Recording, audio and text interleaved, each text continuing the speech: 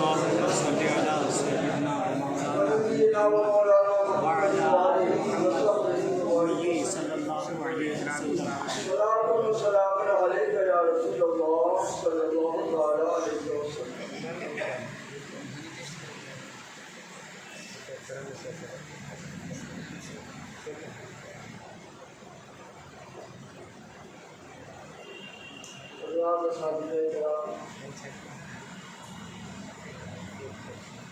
آج کی اس وقت میں خصوصی مہمان زائر مدینہ حضرت علامہ مولانا ڈاکٹر طیب علی اللہ صاحب عزیز طلبہ، ہمارے لیے آج کا دن نہایت ہی مسرت و شادمانی کا دن ہے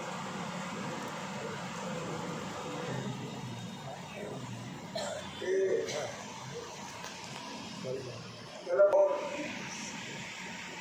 زیارت حرمین شریفین کے لیے یہ روانہ ہونے والے ہیں، اور یہ مومن کے لیے بڑی سعادت، بڑی نیک بختی کی بات ہوتی ہے۔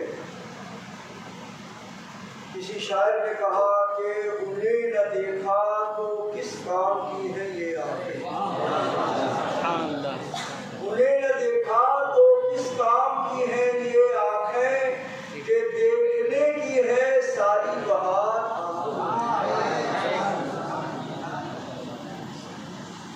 مسئلہ یہ ہے کہ اس خاص بارگاہ کی حاضری سب کو نہیں ملتی، بلکہ جو قسمت اور تقدیر والے ہیں وہی اس بارگاہ میں حاضر ہوتے ہیں۔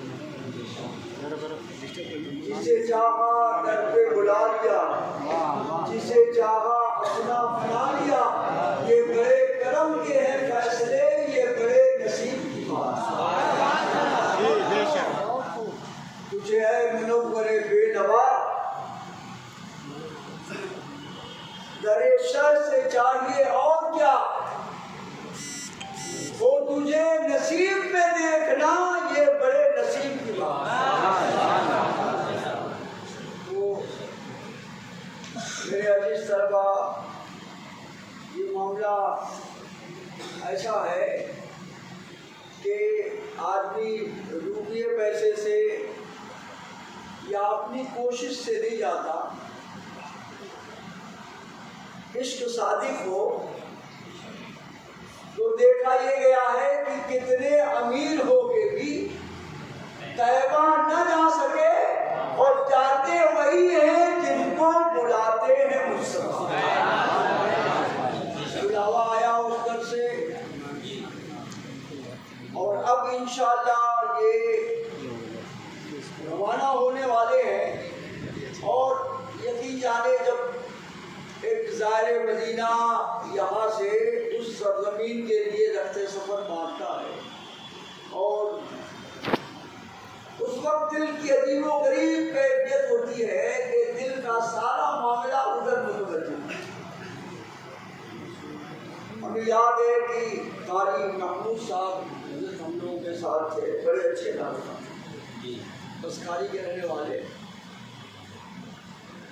2006 میں جب ہم لوگ چلے تو ہمیں اچھی طرح یاد ہے کہ ہمارا جو جہاز، ہوائی جہاز ہے، آندھیوں کے طوفان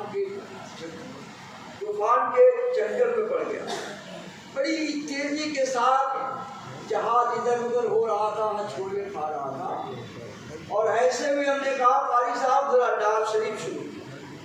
تو انہوں نے وہ دعوت اسلامی سے وہ متعلق ہیں، تو انہوں نے وہ نعت شریف جو شروع کی کہ کشا جھومتا جا رہا ہے سفینہ، پہنچ جائیں گے انشاءاللہ۔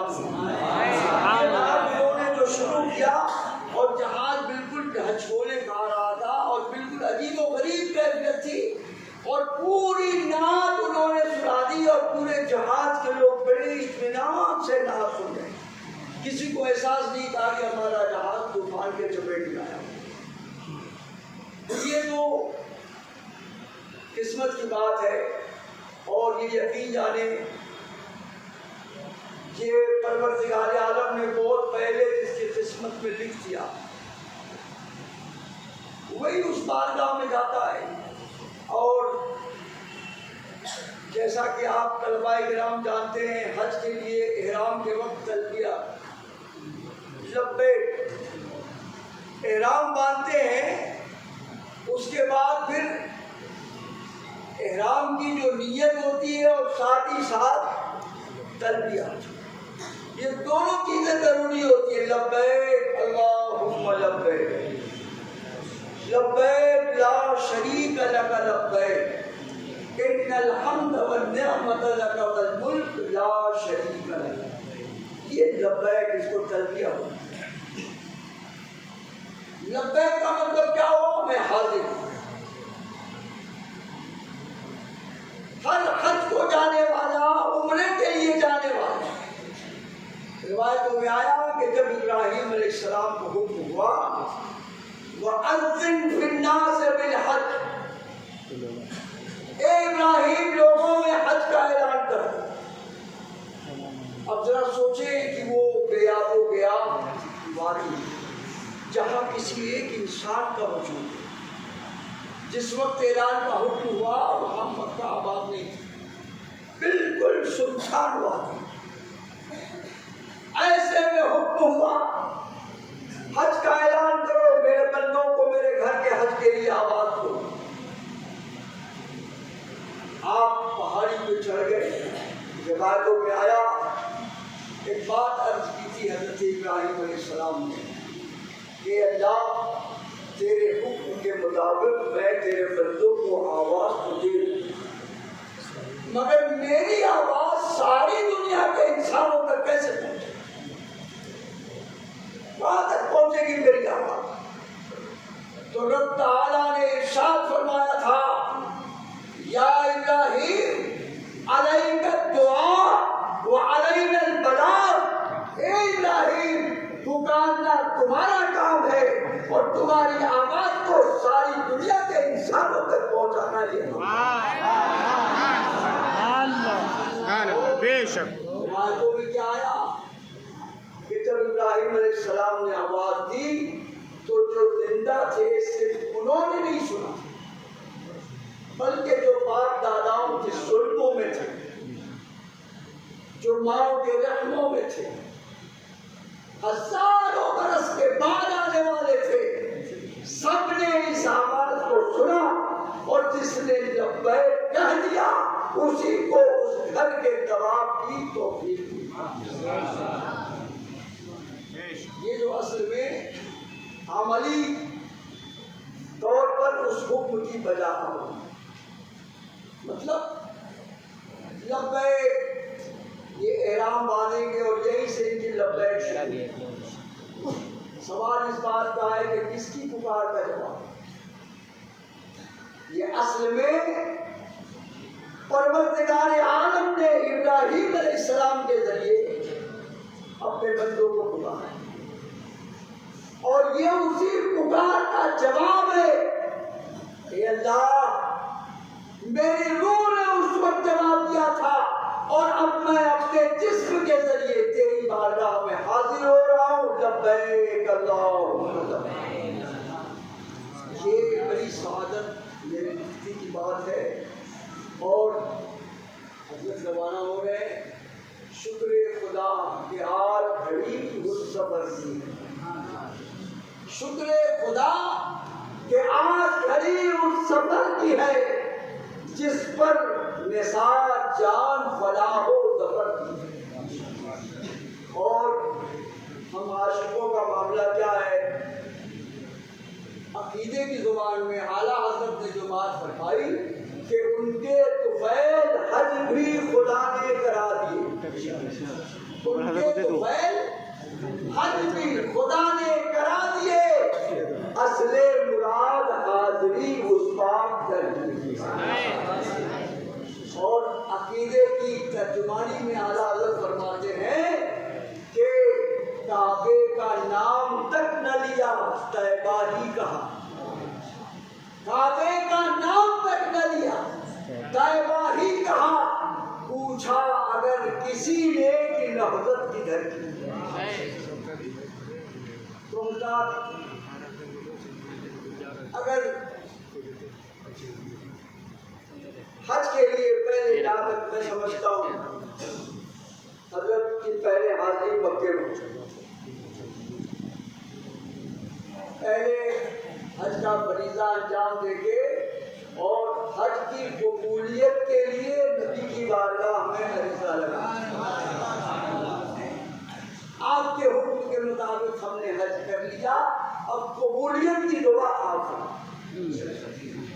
حج مکے میں ہوگا اور اس کی قبولیت کی سند بارگاہ رسول سے ملے.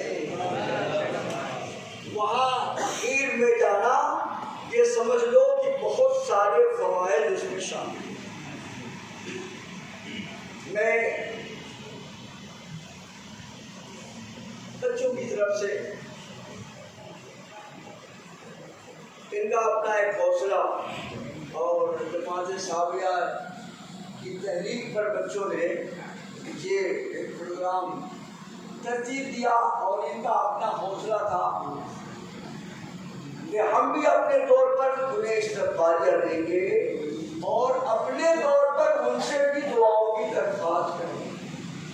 اسی لیے مدرسین کے پروگرام سے ہٹ کے اس پروگرام کی ترتیب انہوں نے دی تاکہ یہ ہمارا اپنا پروگرام ہو اور دل کھول کر جو ہمیں کہنا ہے وہ عرض کر سکیں.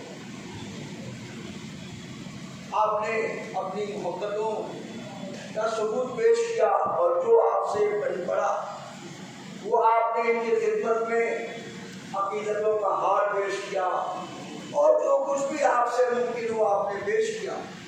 میں اپنی طرف سے اور تمام طلبا کی طرف سے ایک درخواست حضرت کی خدمت میں عرض کر دوں کہ یہ طلبا یہ ہر حال میں آپ کے بچے ہیں اور انہوں نے اپنی محبتوں کا خراج آپ کی خدمت میں پیش کیا.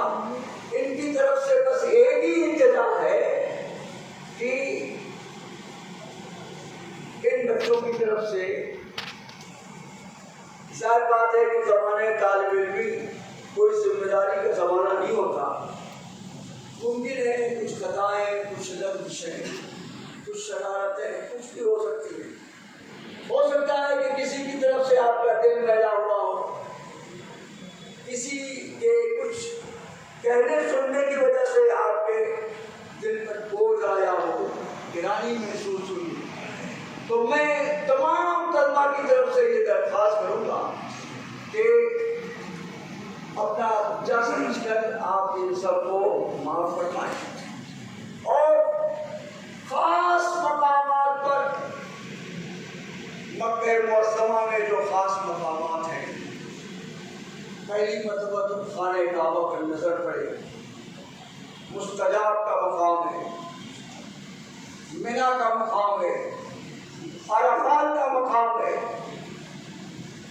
خاص خاص وہ پاک مسجدیں, طواف کے دوران یہ تمام مقامات آتے ہیں. ان مقامات پر آپ ہمیں ہم اساتذہ کو اور ان طلباء کرام کو اپنی نیک دعاؤں میں یاد رکھیں اور یہ دعا فرما دیں کہ اللہ تعالیٰ ان بچوں کو علم نافع عطا فرمائے اور ان کو صحیح معنوں میں اپنے دین کا سچا سپاہی بنائے, دین کی صحیح سمجھ انہیں عطا فرمائے اور انہیں صحیح معنوں میں دین